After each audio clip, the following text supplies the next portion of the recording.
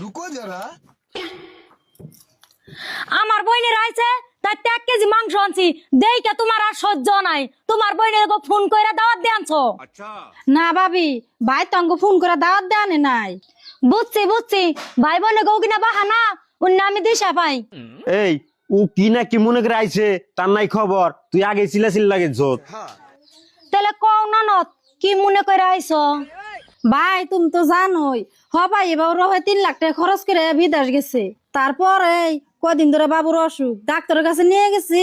ডাক্তারে কইলো চিকিৎসা করতে 10,000 টাকা লাগবো। আমারটা তো একটা টাকাও নাই, তার জন্য ভাই 10,000 টাকা দেও। আহা মনে কই টেহার গাছ বুনাতেছি জাহি দিমু আর পরব খুইডা দিয়া দিমু। বিয়ান রাগ করেন না, ডাক্তারে কইলো যে অসুখ হইছে যত তাড়াতাড়ি পারেন চিকিৎসাটা করেন। কে করেন গা চিকিৎসা? চাচা খুড়া ফুবু বেকি তো আছেন, তা তুই ঘুরা আঙ্গবাড়ি দিচ্ছেন। আঙ্গবাড়ি টেহা না হলে চিকিৎসা হবো না। ভাবি ব্যাগ বাড়ি ঘুরে টেহা পয়সা কোনহানে পাই নাই, সেজন্য তো অবশেষে বাড়ির কাছে আইছি। জান হরেন মা আমার চিকিৎসা লাগবো না আমরা বাড়ি থেকে।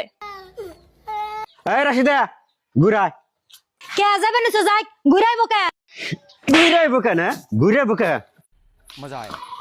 আই সারান তোরা আমার নিজের বোনের বই থেকে আমার উঠাস না নে। উঠামকা দুলাভাই তো ঠিক কামই করছে। ওখান তো বুঝলেন আপনার বইনে এই ব্যবহার হারাপতি করে। আর বুঝি তুমি খারাপ পাইও না, ভাইয়ের বোন যে কথা তোমার বোন একই কথা। ওখান তো কিছু বুঝতেছ, আর তুই বুঝাস না বুঝাস আমার কোনো আয় যায় না।